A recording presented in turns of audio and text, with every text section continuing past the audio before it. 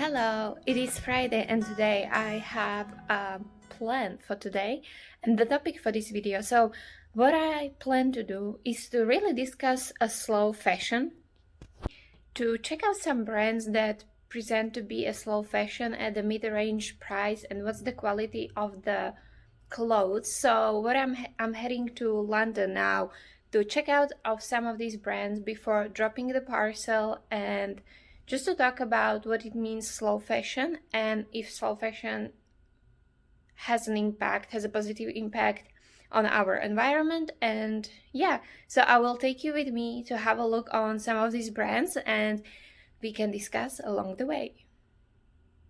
Before I do that, let me close the door. This is what I'm wearing. Very blue. Friday blues. It is Friday. Sneakers to be comfortable and this tweed jacket. Ironically, not from a slow fashion brand. Guilty as charged I am of buying also in fast fashion.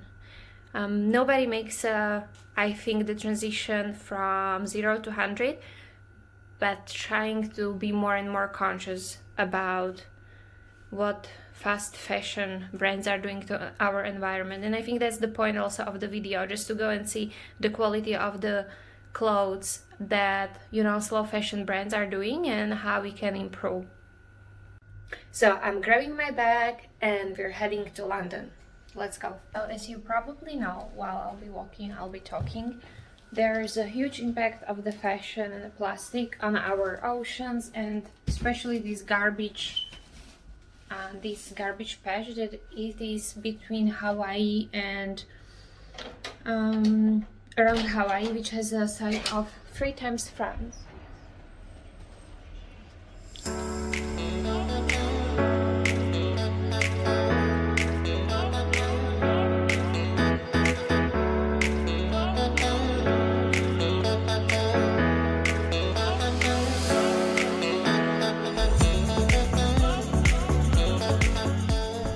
I just got to the bus and I just wanted to say that basically, if you saw probably a Seaspiracy from Netflix, you saw the damage that is done to an environment, and the fast fashion definitely doesn't help. There's so much more we can do, and it's just eye-opening through all these documentaries the amount of plastics that is in the oceans. For example, there is this garbage patch which is close to Hawaii, and obviously I think it is larger, 3 times larger than France, which is alarming, knowing to have the huge pile of trash in the ocean sticking out and killing, whether those are animals or just completely disrupting biodiversity and eventually ending up in fish that we eat. I think we all know that, but the next step is into which extent we're going to contribute, because it is good to be aware, but finally what matters besides the words are the actions. And we just got used so much to be able to buy the clothes for £4 that we're not now used to pay a higher price tag for the fashion. And I have to say, even myself, in the past years I got used to the clothes that are at very low price, but I'm realizing this is just not sustainable. This is the wrong mentality that we adopted, and this is not the real price. We need to accept the price of the clothes should be higher to buy less and to ensure ethical production. And I really think that at the end of the day it is all about making peace and accepting that we can't have the clothes for $5, $6, $7, and that is just so hard, right? Because as a human we want a lot for less, so it depends on our intelligence if we are able to come to a conclusion with this fact.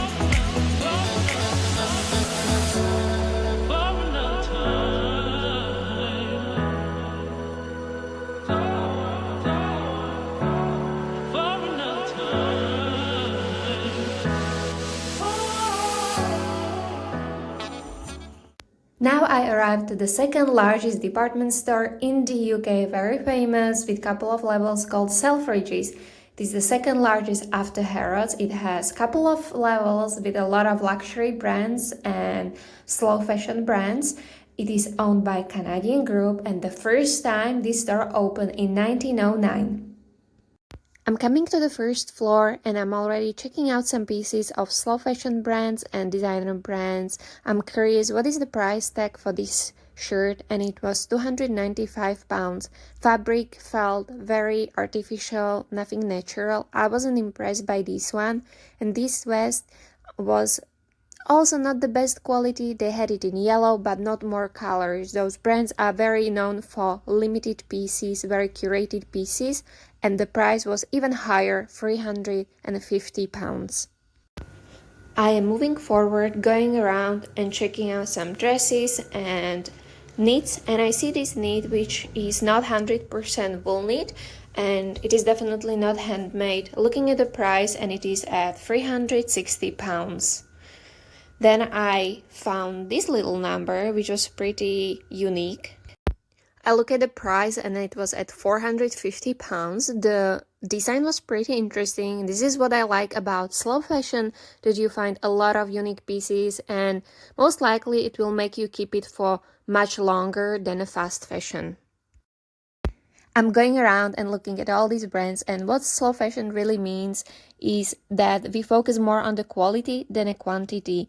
The slow fashion really pioneers the movement that encourages slower production and put emphasis on sustainability, ethics, and a lasting clothing. Now I'm looking at Victoria Beckham, which can be considered more even a designer brand than just a slow fashion brand, and the pieces are around £450, and the feel of the fabric is very soft. Then I look at this blouse. It wasn't my favorite, but I was curious about the price tag on this one, and it was £650. So we're going really higher with the prices. This bright orange, almost a red dress, they were over £1,000. And overall, when you look at the designer pieces or slow fashion pieces, they do have some elements that are unique and you don't always find in fast fashion shops. And there is always an exception. There are also very, ordinary pieces, basic pieces for high price tag like this one. And we can even say not very unique, but they are there. And you can make your mind about what do you think about very basic pieces that are not so unique in design, and the quality is not so high. It is maybe 50% polyester, 50% cotton. What do you think if you pay a higher price tag for something like that?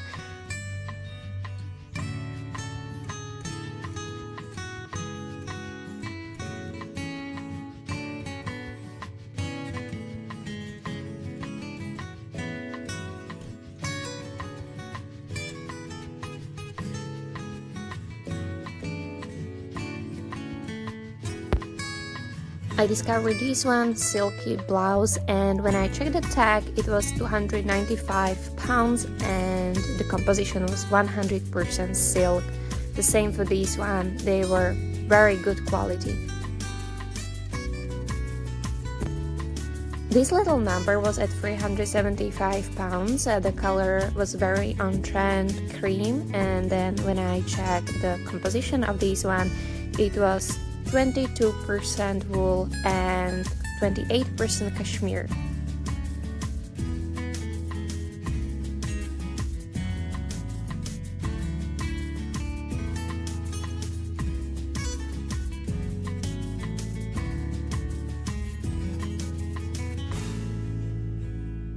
Then I looked at this little tank top that was at £195, and the composition of this one was 100% cotton, and if you didn't know, it is a very good natural fabric, but at the same time it is shrinking quite easily in the dryer or in the washing machine. Here I am looking at Zadig Voltaire. It is a French brand founded in 1995, and it is very well known for chic and rock and roll inspired pieces. This blouse, I wasn't sure what is the composition. The price was around £335 for the piece, and the composition was actually 100% silk. Now I go to the brand called Maje or Mage. I'm not sure how to pronounce this one, but it is a French brand that was created in 1998 in Paris, and the pieces are beautiful. They are very sturdy and very thick. The design is pretty cool. However, what I researched, they are all made in China. And when you look at the composition, they definitely do not have 100% natural fabrics. There is a lot of blend with viscose and polyester. However, what we know is at the same time that not all the natural fabrics create the shape that we would like if we design the clothes. So sometimes it is also the matter of design to use artificial fabrics to ensure that the piece lays or stands on your body as you want it. As you saw previously, this skirt, in order to have it in this A-line shape and it nicely fits on your hips, sometimes the more durable fabrics needs to be used.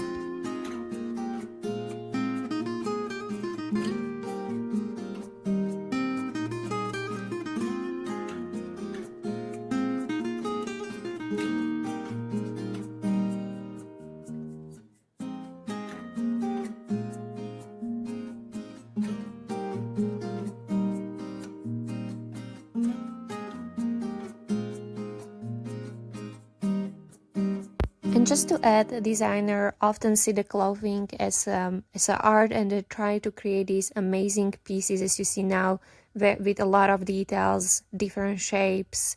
And in order to do that, sometimes they need to compromise on the material, and this is why they're using also artificial material to achieve the shapes and the forms they envision. And there is another whole polemic around design versus environment versus consumerism, and it is almost a triangle between all of these three aspects.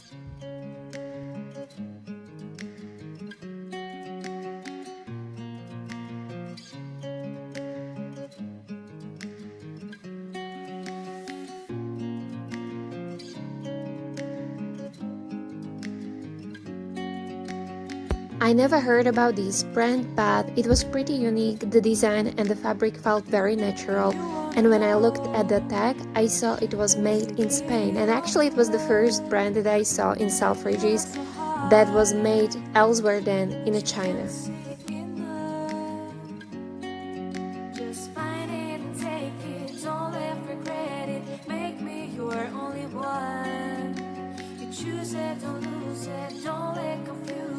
Only then you begun. Feel like that. Feel like that. Feel like that. Lay your arms around me and stay with me. Feel like that. Lay your arms and stay with me, baby.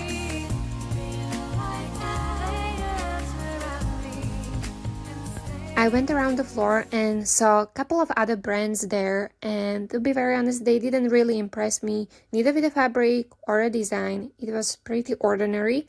The price tag was higher, which we could say it ensures the ethical production. People are paid more, but just to add to this conversation, a lot of those brands, when I look at the tag, were made in China. So higher price tag, maybe at this point, as we saw in this Selfridges from this experience, doesn't even ensure ethical production, and not even talking about some materials that are 100% polyester. That brings me to the point that to focus on small businesses and small brands that are able to ensure the production in their local regions is much more efficient than just going necessarily for well-known slow fashion brands, which finally the slow fashion tag is maybe just a branding. And as I said, the only brand that I found made in Europe, made in Spain was the previous one.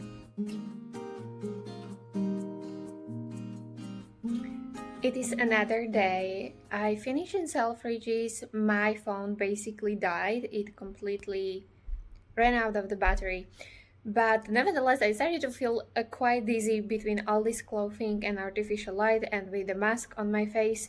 So I told myself I'm going home and I finish some other day. But my initial thoughts were that really the brands which are of a higher price tag, they do combination of a very good material like 100% cotton, 100% silk, but still they do combine with cheaper materials like 100% polyester, still for the higher price tag.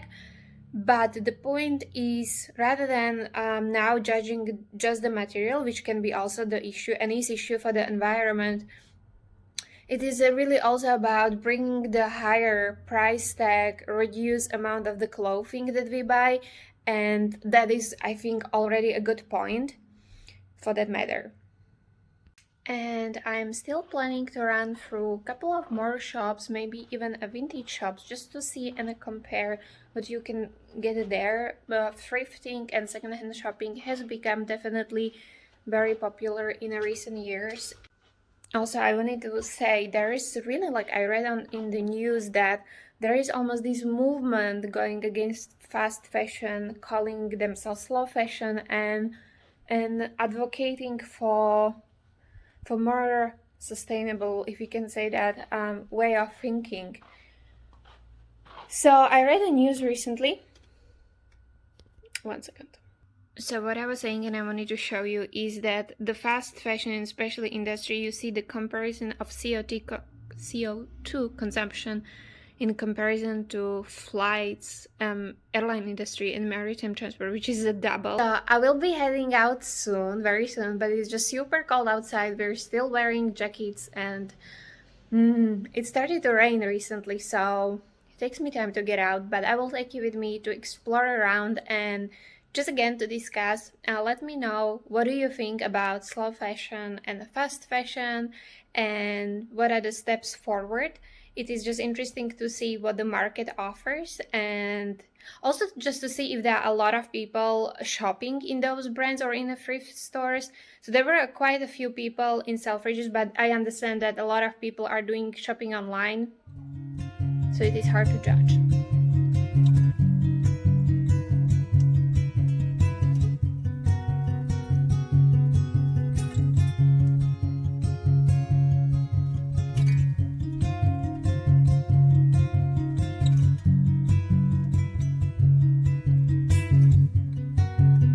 Okay, so I think I'm going to finish off the video now with a little bit of more facts, actually, what I read recently. So I just wanted to say that on top of all these problems with the environment, there is also an ethical production problem where 93% of fast fashion brands, they don't even pay the wages to their labor and staff that they should. So there is a lot of maltreatment and underpaid people, which comes to human rights violation. This is the whole vicious cycle between environment, consumerism, and then human rights. So this is just something to bear in mind. And I'm not saying you can't buy the t-shirt for £5. It's just the mindset, how many times you're going to wear it. If you're going to wear it for a long time, I guess sometimes there are exceptions to this. Because of course I understand that people not always can afford £400 t-shirt, and maybe that's not even the real value of the t-shirt, right? So I think it's just the sort of a balance that we keep, and that we don't throw this t-shirt immediately, but at the same time, if you think about it, £3 t-shirt, if it comes to the sale, I guess that's fine, but sometimes it is the total price of the t-shirt, full price, which doesn't make sense how it could be produced for £3. So how much this person was paid to produce this t-shirt? Some people can say there was a volume of t-shirts, but still, so I hope that, and what I wanted to say that, 500 million tons of actually clothing will end up on a regular basis, so it means annually, in a trash, so people, they don't even use it. So that was my point, why I came with this £5 t-shirt, that there's 500 million tons of a clothing every year. So what is the mindset that we're having, that we use it once or two times? I don't know. But anyway, what I wanted to say you that to tell you that I hope you find it a little bit informative. It doesn't mean to judge, teach, or something, just to bring a little bit of awareness and facts and what is out there in the market. And I will see you in the next video. Bye!